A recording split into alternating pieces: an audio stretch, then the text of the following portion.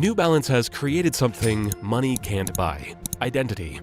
By ignoring fashion and swimming against the stream, these dad shoes have gone from practical to cool. But why are chickens on the inside of every New Balance shoebox? And how was Michael Jordan linked to the company before Nike? The reason for both can be traced to the foundation of the company and how it became such an outlier, going through many phases but never changing. This is the unconventional story of New Balance's success and how the chicken foot was turned into a multi-billion-dollar shoe brand. The beginning of the 20th century. The British Empire is fast declining. The Wright brothers have just developed their first plane, and the United States is the new epicenter of the world. An Englishman named William J. Riley made the journey across the Atlantic to settle in Boston, Massachusetts, looking to participate. In the same city as prestigious colleges Harvard and MIT, which are on the cutting edge of medicine and technology, Riley was quietly working on his own innovation. Rather than vaccines or communication systems, his focus was on the everyday comfort of ordinary people. He imagined that there must be a better way to design shoes. By the late 1800s, Pimsoles, better known as soled shoes, were beginning to grow in popularity, but they had yet to be perfected. And at the center of the wave was the United States. In 1892, the U.S. rubber company released Keds, kicking off a revolution in footwear and a new, fiercely competitive market. William J. Riley saw how to take the next step and founded the New Balance Arch Support Company in 1906. His vision was to create comfortable, healthy, and better-fitted shoes. The name New Balance was born when Riley was daydreaming one day, looking out of his back window at the chickens he kept in his yard. Suddenly, Riley was hit by a wave of inspiration from the way the chickens walked. He began hurriedly sketching away his plans. The chickens were able to stay almost perfectly stabilized and stand for long periods of time because of how their weight was distributed. This all came down to their 3 toes, where the point of concurrency formed in the center, which made for an exceptional weight-bearing design. Ingeniously, Riley saw the value of applying this to footwear. Taking his cues from nature, he released specialty products with his new company, all of which were made up of 3 support points, aimed at giving greater support and a new balance to people. Riley had varying success with his small, highly specialized company. New Balance was not officially in the shoe industry yet.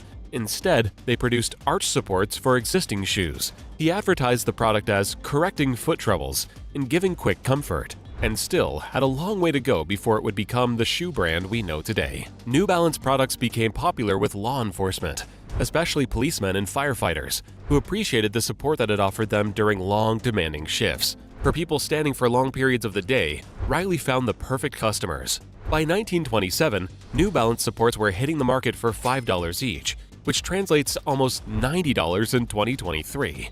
This wasn't cheap, and barely in the budget for most people, especially because for that price, you could buy a new pair of shoes. With a high market price, their products were not able to be stocked in retail stores. There was simply no demand for them yet, so instead of storefronts and advertising, traveling salesmen promoted the products at conferences and events and by visiting people's homes in person. But the niche products quietly continued to grow, and New Balance was one of the few companies to come out of the Great Depression unscathed. In fact, the business expanded in a time when 86,000 businesses and 9,000 banks failed. It was during this time that William Riley joined forces with a man named Arthur Hall. Riley needed help with marketing, and Arthur was the man to do it. First joining the company as a salesman, he officially became a partner of New Balance in 1934 and helped to break into what would become their most successful market: athletes. Especially for basketball players and runners, the comfort and stability of the New Balance product were a huge advantage. They soon became sought over by sports people all over the country. In 1938, New Balance released their first pair of sneakers, tailor-made for a young runner in Boston. With that, Riley tapped into the market across a range of sports, including baseball, tennis, and even boxing.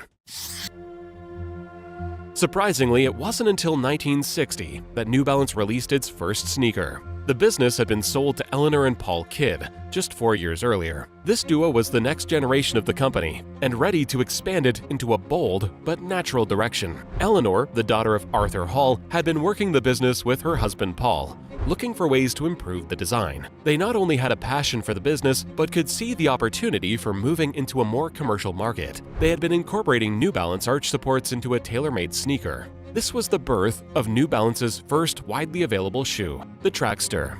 It was a running shoe that came in different widths, providing a much tighter, more comfortable, and high-performance shoe than anything else on the market. It meant that even amateurs could now benefit from the sizing that athletes had been using for decades.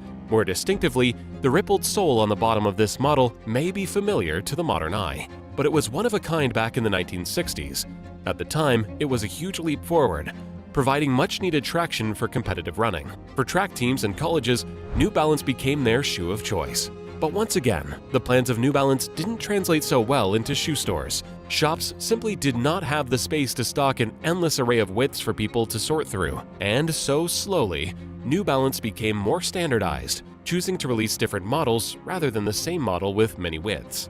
Eleanor and Paul Hall remained committed to the principles that William J. Riley had founded the company with 50 years earlier. The company was still small, based in Boston, and highly specialized, but the insole technology had now been directly integrated into their own shoe, which put together all the ingredients for a globally successful brand to be launched. They had the quality and functionality. Now what they needed was design, marketing, and expansion. It was time for the final evolution of New Balance.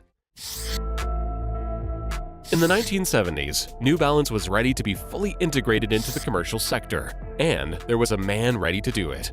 Boston, where the company had begun, was at the center of a growing running movement in America. On the day of the 1972 Boston Marathon, a businessman named Jim Davis bought the shoe company, which was at the time making less than 30 shoes per day and consisted of just 6 employees. But Davis was not interested in blending in with the titans of Nike, Adidas, and Puma. The first major change was creating a more distinct brand identity. Up until then, the trademark N was created by designer Terry Heckler, who went on to design other iconic logos like Starbucks and Cinnabon. In 1976, its first appearance on the 320 and gave the brand an identity it had been lacking. True to the particular character of the business that it was conceived with, each model of shoe was simply given a number rather than a name. Each number indicates the style, age, and level of performance. This shoe came to set the benchmark for functional shoe wear, made up of a nylon upper section, molded plastic bottom, and an Achilles pad, which combined together for comfort and support. New Balance had come a long way since its tri-system of support that started in William J. Riley's backyard. The 320 exploded in popularity and was even voted the best running shoe by Runner's World magazine. Under Jim Davis's leadership, New Balance was stamping itself on the sportswear world. And these products weren't cheap either. Just like Riley's $5 insole support system, New Balance shoes were not interested in winning over customers with low prices. $9.90 set a record for its retail price of $100 in 1982, which would be over $300 today. But the brand was still committed to maintaining its sporting roots.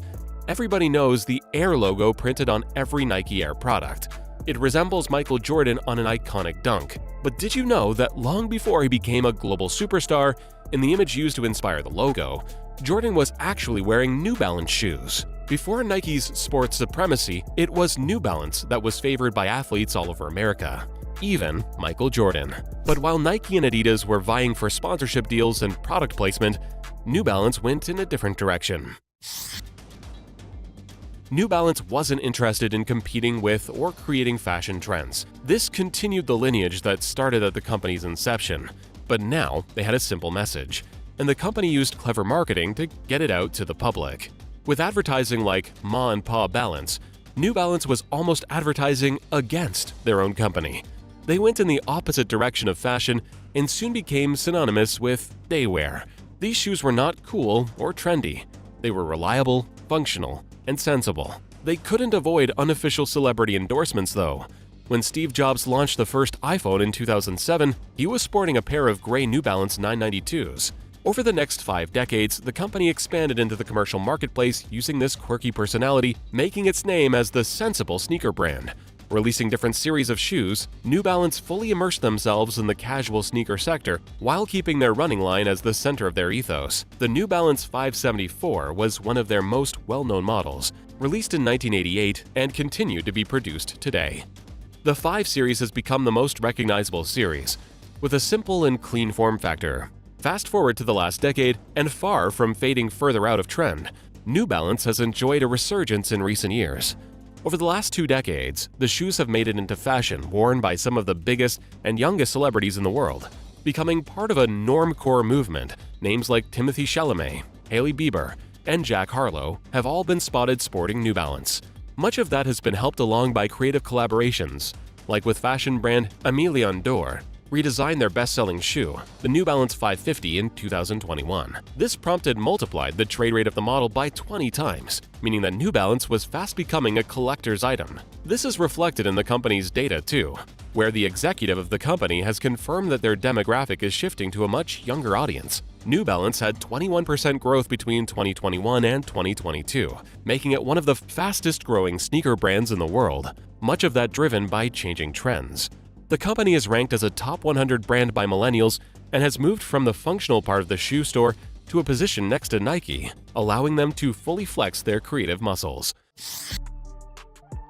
New Balance isn't just a sneaker company anymore. They have been producing clothing since the 70s, with Gore-Tex suits, nylon singlets, and tricot shorts specialized for performance, and they are serious about performance. The company even runs its own biochemical research lab to support athletes using their products. New Balance refused to sponsor athletes early in their history, preferring that they choose the brand on their own. But recently, the company has moved into the football market with a $40 billion partnership with Liverpool. New Balance pulled in over $5 billion in revenue last year and is valued at $200 billion. Controlled from its headquarters, which is still in Boston, the company now employs 8,000 people around the world, and the CEO of the company has bigger plans. He said that under his watch, he plans to break the $10 billion revenue mark in the coming years. Despite the company moving through 3 different generations of ownership, a distinct brand identity was always recognizable. No other shoe brand has been so uncompromising with its style. As the company enjoys its time in the spotlight by inviting new collaborations every year, they have proven that sticking to your guns eventually pays off. To this day, a new pair of New Balance shoes is delivered in a box illustrated with a chicken on the inside, an homage to the inspiration of the company. Functionality has always come before fashion. Most podiatrists still overwhelmingly recommend New Balance for support because of their focus on arch support, durability, and foot structure. Strangely, by following its basic founding principles, this is a company that has proved how a lack of marketing and trend spotting might be the key to business.